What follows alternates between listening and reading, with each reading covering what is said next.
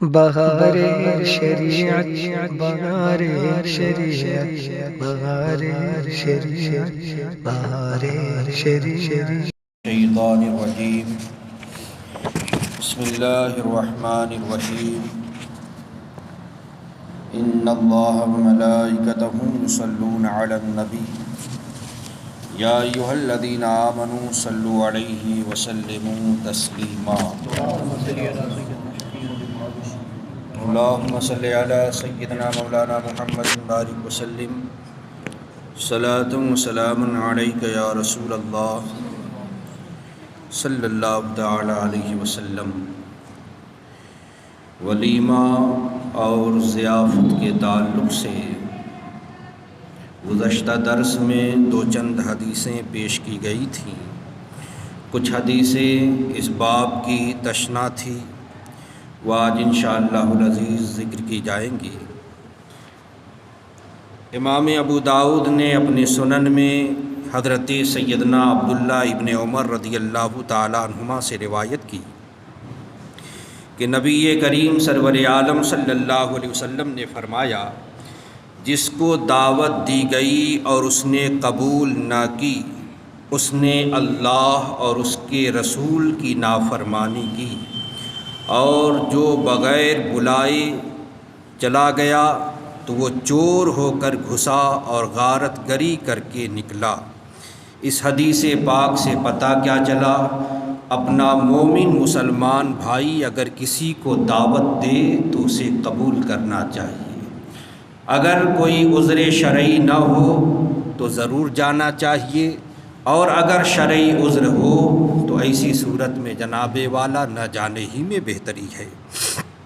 اور جسے دعوت نہ دی جائے اور وہ چلا جائے تو جناب کہا گیا کہ وہ چور ہو کر گھسا اور غارت گری کر کے جناب لوٹا۔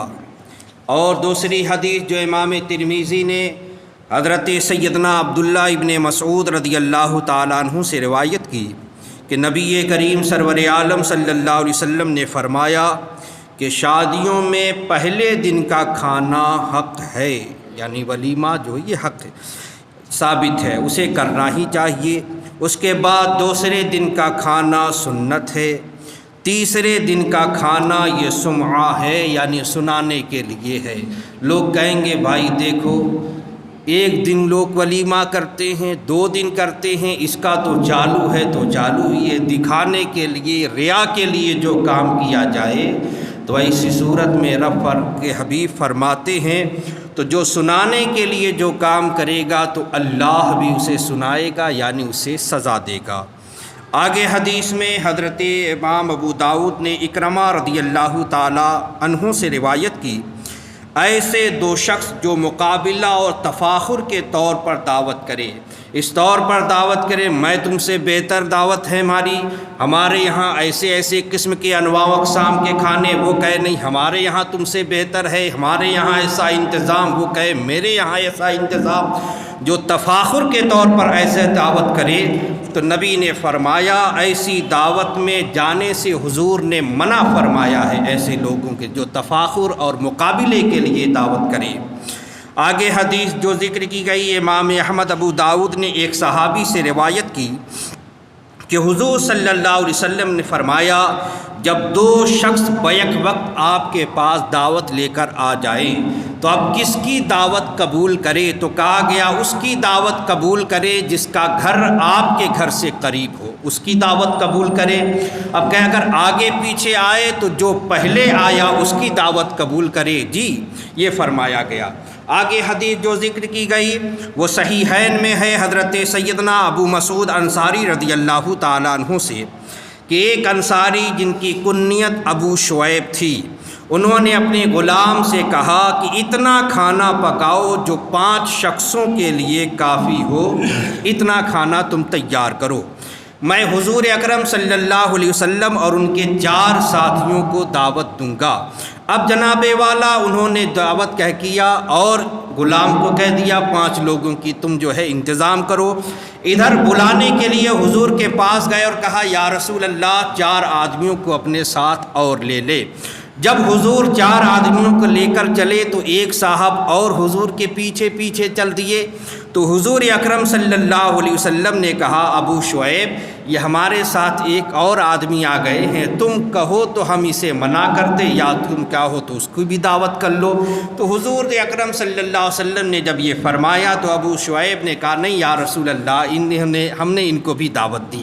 تو پتہ کیا چلا کہ جناب آپ اگر کہیں دعوت میں جائے، آپ کی دعوت ہے تو آپ ہی جائیں، اپنے ساتھ زیادہ طفیلیوں کو لے جانے کی گنجائش نہیں۔ ہاں اگر آپ کے ساتھ 2-4 افراد اور جانا چاہتے ہیں، خواہش ہے، تو جس کے یہاں جا رہے ہیں اسے بتا دے بھائی دعوت تو ہماری تھی، ہمارے ساتھ 2 آدمی اور آ گئے، تاکہ اس کو برا نہ لگے، ناگواری نہ ہو۔ جی تو بتا دینا بہتر ہے۔ حضرت بہقی نے عمران بن حسین رضی اللہ تعالیٰ عنہ سے روایت کی کہ نبی کریم صلی اللہ علیہ وسلم نے کہا کہ فاسقوں کی دعوت حضور نے قبول کرنے سے منع فرمایا۔ آپ سوچیں کہ جو فاسق ہے اس کی دعوت قبول کرنے سے حضور نے منع فرمایا، تو جو مرتد ہے، بددین ہے، وہابی ہے، کیا اس کی دعوت قبول کی اجازت دی جائے گی؟ ہرگز نہیں۔ آگے دیکھیے صحیح بخاری و مسلم میں حضرت ابو ہریرہ رضی اللہ تعالیٰ عنہ سے مروی ہے کہ حضور صلی اللہ علیہ وسلم نے فرمایا جو شخص اللہ اور قیامت پر ایمان رکھتا ہے وہ مہمان کا اکرام کرے، مہمان کی عزت کرے۔